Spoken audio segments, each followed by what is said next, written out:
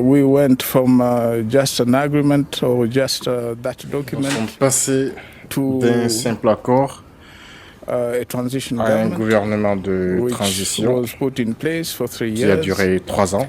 After that government Et was in après la mise en place, place de ce gouvernement, elections were held. des élections ont été Prior to organisées elections, a et constitution avant was ces adopted. élections, une constitution a été adoptée. And after that constitution was adopted, elections Et après were l'adoption organized. The very de first cette free and fair elections constitution, after the des élections ont 1960. été organisées. En fait, les toutes And, premières élections libres et transparentes en successive RDC elections depuis were 1960.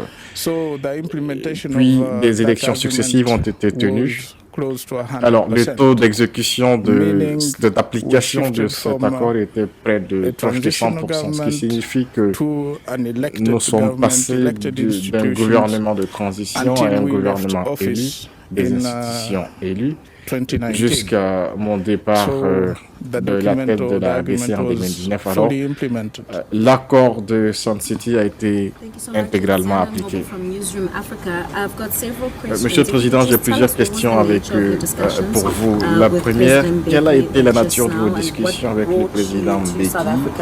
Deuxièmement, quelle est la raison de votre présence en Afrique du Sud? Et puis, pour terminer, peut-être que vous voudriez bien nous donner les raisons pour lesquelles la situation à RDC est aussi fragile. Pas plus tard que hier, le M23 a déclaré ne pas prendre part aux négociations en cours au Rwanda. Et pour finir, quelles seraient les conséquences du retrait de la mission de la communauté de développement d'Afrique australe en RDC sur le processus de paix en RDC? Il y a beaucoup trop de questions, je ne crois pas que je me rappellerai de toutes les questions, je vous les rappellerai. Merci. Mais ma réunion avec l'ancien président Thabo Mbeki fait suite à une invitation lorsque nous nous sommes rencontrés à Windhoek il y a 2 semaines en Namibie. Il souhaitait savoir ce qui se passe en République démocratique du Congo, alors il m'a invité. Et c'est la raison pour laquelle je suis venu le voir. 2 ou 3 des questions. Je ne suis pas le porte-parole du M23. La question portant sur la raison de la non-participation du M23 des négociations me met mal à l'aise. Alors, voyez-vous, je ne suis pas le porte-parole du M23, alors je ne peux pas vous dire pourquoi le M23 a décidé de ne plus participer aux discussions. Ils ont certainement les raisons et vous avez d'autres moyens de leur poser la question. La troisième question, quelle était encore? La troisième question est la suivante. Quelles seraient, selon vous, les conséquences du retrait des troupes de la mission de la SADC déployée en RDC? Bien.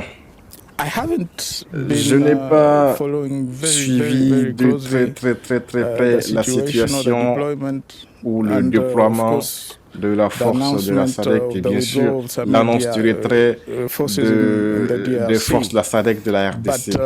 Mais notre position a toujours été, et d'ailleurs c'est ce que j'ai dit il y a 2 semaines environ, que eu égard à la situation, les solutions que nous avons adoptées à l'époque dans les années 2002 et 2003, parce qu'à l'époque, nous avons également une affaire similaire à tout point de vue à celle que nous avons actuellement, où nous avions une multitude de groupes armés, divers groupes armés. Aujourd'hui, la différence, c'est que vous avez simplement des mercenaires qui ont été recrutés par le gouvernement. Notre position à l'époque était de demander à toutes les parties présentes de partir. Chacune des forces présentes devait s'en aller. Et c'est ce qui s'est passé dans les faits. Et je crois que c'est ce qui a facilité directement ou indirectement le processus de paix qui a commencé immédiatement après le retrait de ces forces. Mais est-ce que ces solutions sont toujours pertinentes aujourd'hui? Je pense qu'une partie de ces solutions garde encore toute leur pertinence face à la situation actuelle. Mais puisque les racines du problème sont plus profonds que ce que l'on pense, il faut, à mon sens, aller dans les dynamiques internes de ce qui se passe au Congo, en RDC. Et abandonner catégoriquement une fois pour toutes ce jeu des accusations qui consiste à considérer que tout ce qui se passe en République démocratique du Congo est la faute de quelqu'un d'autre. Parce qu'à mon sens, à un moment donné, il faut se poser les bonnes questions. Est-ce que le problème que nous rencontrons en RDC n'est pas lié à nous-mêmes? Et comment pouvons-nous, nous-mêmes, en tant que Congolais, trouver des solutions à ces problèmes?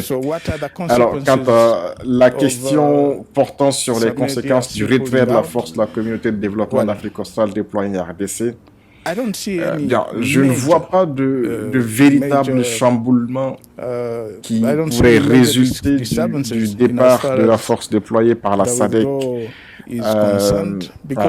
Car il s'agit de forces déployées dans une zone donnée, spécialement la zone de Goma, autour de Goma. Je n'ai pas connaissance de leur déploiement ailleurs. Monsieur le Président, merci pour le temps que vous prenez de nous répondre. Je souhaiterais comprendre quelque chose. Au début de ce mois, vous avez convoqué une réunion avec l'opposition et la société civile congolaise. Quelles étaient les solutions proposées lors de cette réunion en termes dans la perspective d'une sortie de crise? Et puis, en ce qui vous concerne personnellement, au regard de la situation actuelle de crise que vit la RDC, est-ce qu'avez-vous l'intention de devenir président? Cette réunion a ses racines dans un diagnostic que nous avons établi. Nous sommes arrivés à la conclusion que tout le monde parlait de la RDC à l'exception des Congolais eux-mêmes. Si vous allez à Nairobi, vous verrez que tout le monde parle de la République démocratique du Congo. Pareil, quand on vient en Afrique du Sud, j'ai pu toucher du doigt l'intérêt de la presse sud-africaine pour la situation à RDC. Paradoxalement, les Congolais eux-mêmes semblent ignorer ou désintéressés dans ces discussions. L'objectif était de réunir la société civile, l'opposition ainsi que toute personne intéressée à la situation de notre pays, les responsables religieux aussi, pour échanger sur la situation et en particulier tenter d'analyser la situation. Quel est le rôle de chaque partie présente? Quel est le rôle du gouvernement dans la situation de crise actuelle de la RDC? Quel est le rôle de l'opposition dans la situation actuelle en RDC? Quel est le rôle de la RDC, de la société civile? Eh bien, la deuxième question qui porte... Non, écoutez. Eh bien, écoutez, nous sommes prêts à apporter notre concours en toute sincérité et en toute honnêteté à la recherche de la paix en RDC. Et la recherche de paix, activement, nous sommes engagés dans ces réflexions. Ça, c'était notre position il y a 22 ans, lors des négociations de l'accord de Sun City, et elle n'a pas changé. Bien, nous avons beaucoup plus elle n'a pas changé aujourd'hui, nous avons plus d'informations. Nous souhaitons être impliqués activement dans la recherche de la paix en RDC, dans toutes les situations dans lesquelles nous nous trouvons. Monsieur le Président, quel pourrait être le rôle des autres parties prenantes en termes d'assistance à apporter à la RDC dans la perspective d'une sortie de crise? To have a peace process, as we see that Luanda talks are very shaky. It looks like on se rend compte que le processus de Luanda est bien secoué.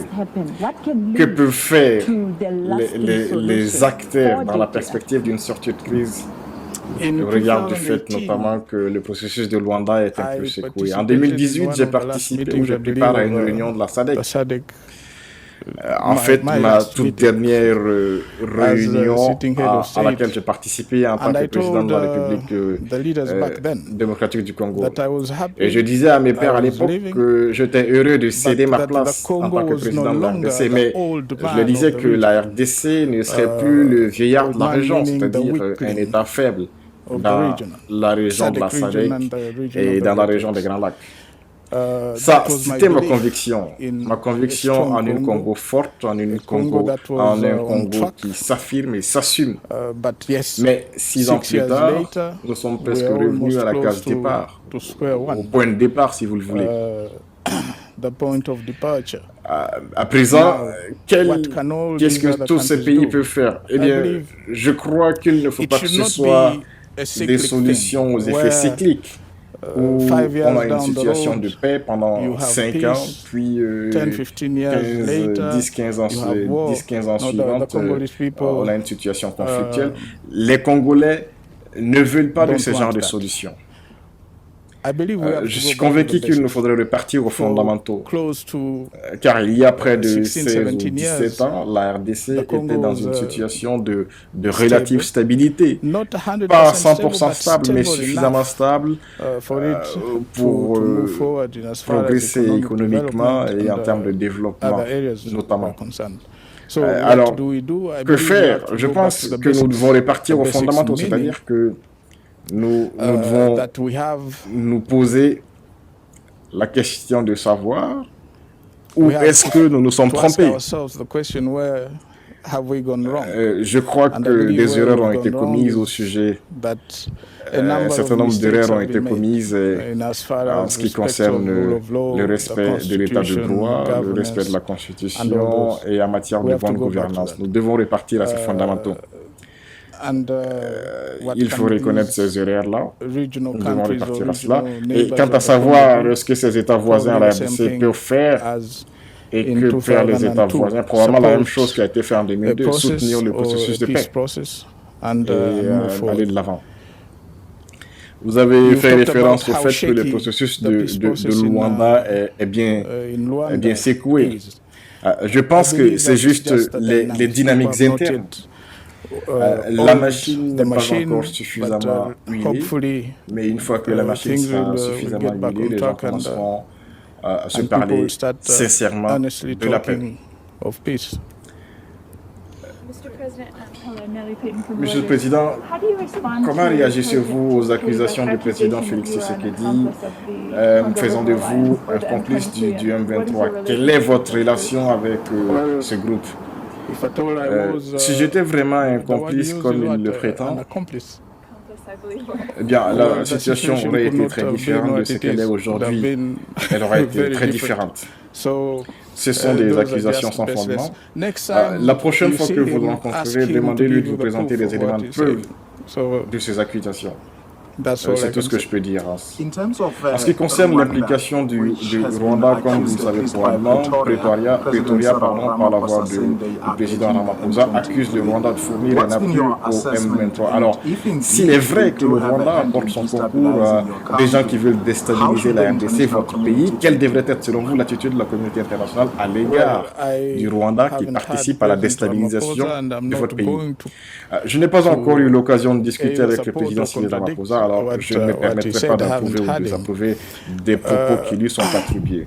Ma position à l'égard de tout ce qui se passe en ce moment à RDC peut être résumée en une seule question.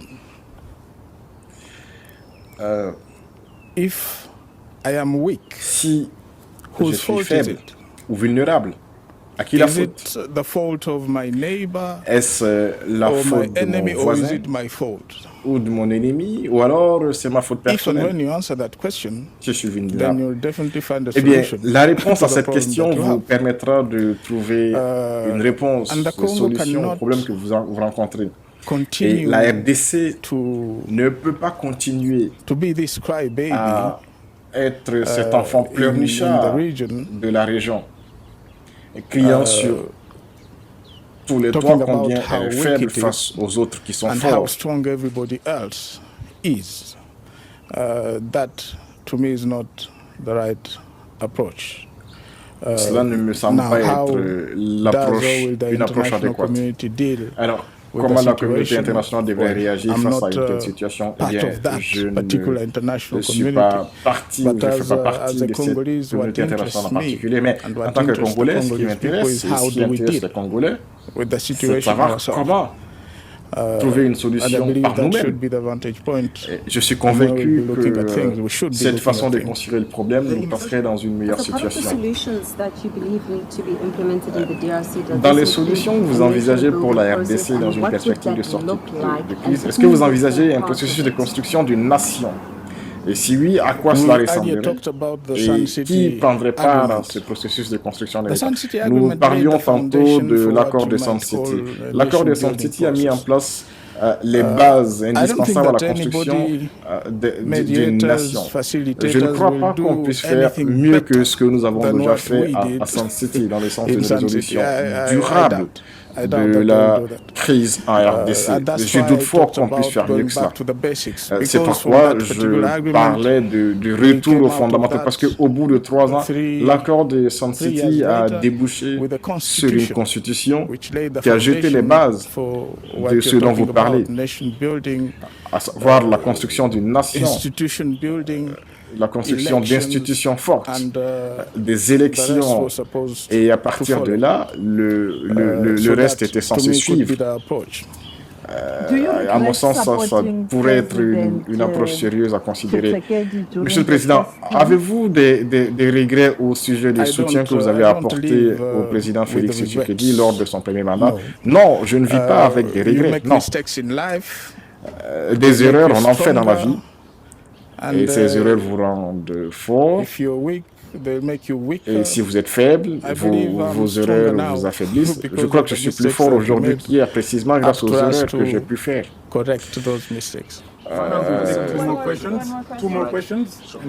Une fois que j'ai corrigé ces erreurs.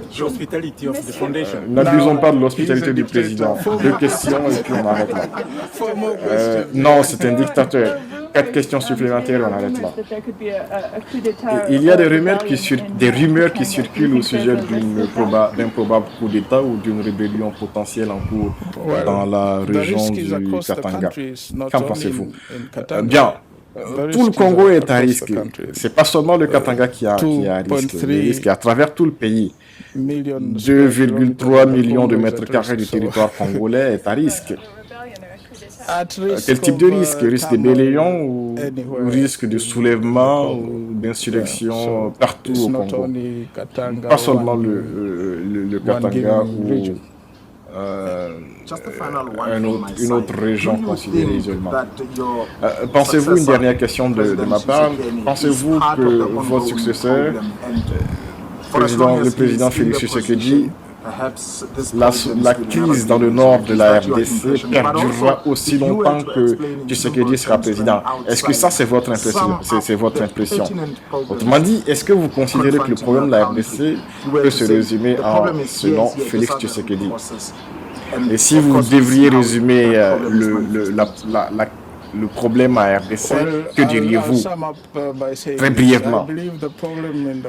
En résumé, je dirais que vous avez raison de dire que le problème de la RDC, c'est le président Félix, et je dirais aussi que la solution s'appelle président Félix. Maintenant, comment vous interprétez ça et comment vous tournez ça de gauche à droite, cela vous appartient. Mais ce qui est certain, c'est que la RDC se trouve en situation difficile. Alors, il lui faut des décisions difficiles à prendre. Car en effet, en situation difficile, décision difficile. En ce qui nous concerne, bien.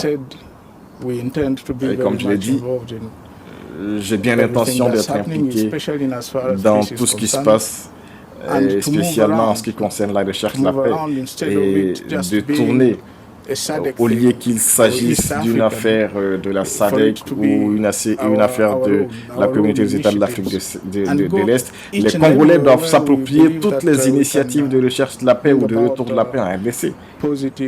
Ce doit être la chose des Congolais et pas une affaire de quelqu'un d'autre.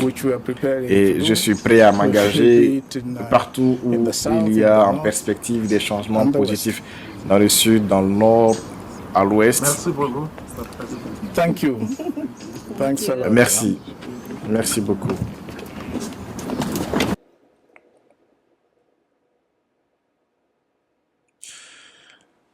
Voilà, donc on vient d'écouter une interview du président Kabila.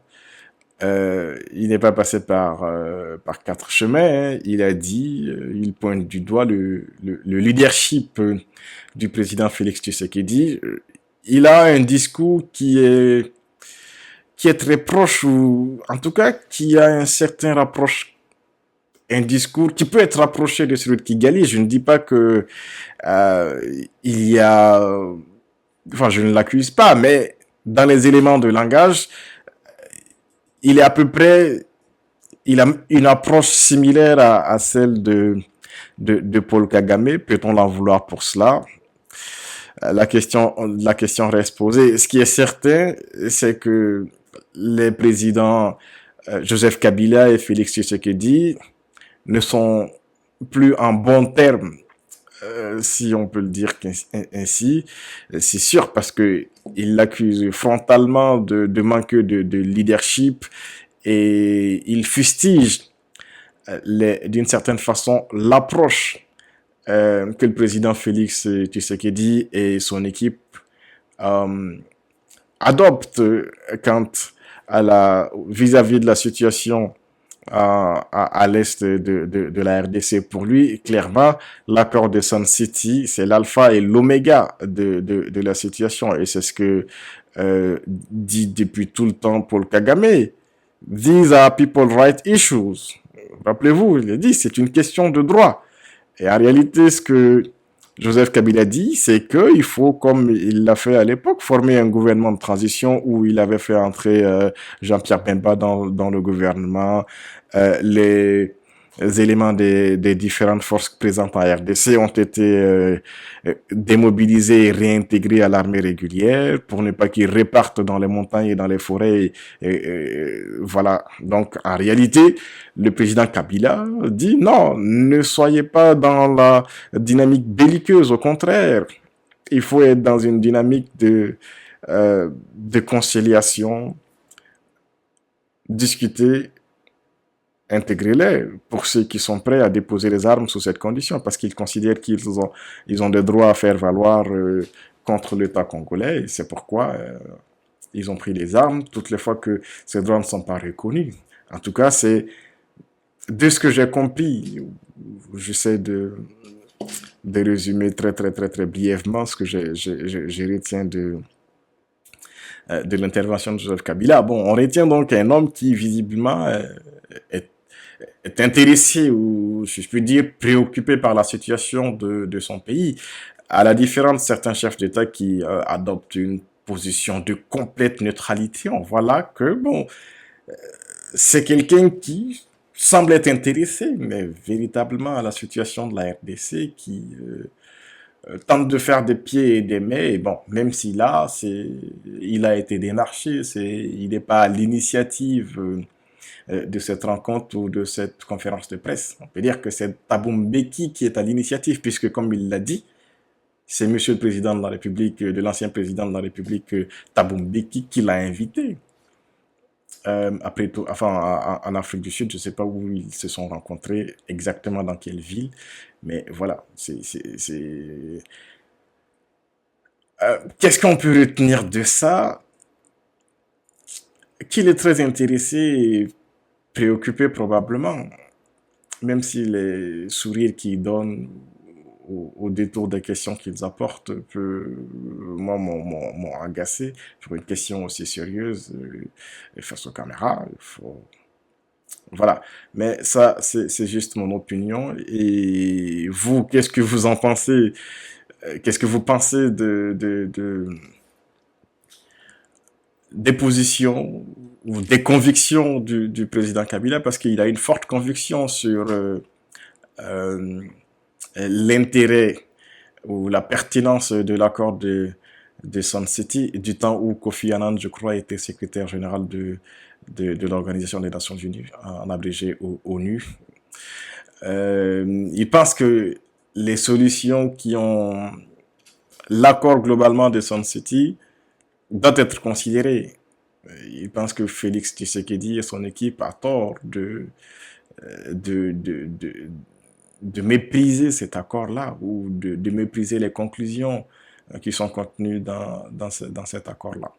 Voilà, c'est tout pour cet épisode. Merci de l'avoir suivi. Mais si tu n'es pas encore abonné, bon, je te propose de considérer l'option de t'abonner à la chaîne, c'est toujours encourageant. Mais sinon, merci d'avoir quand même regardé la vidéo. À très vite. Restez fidèles à Audace et à très vite.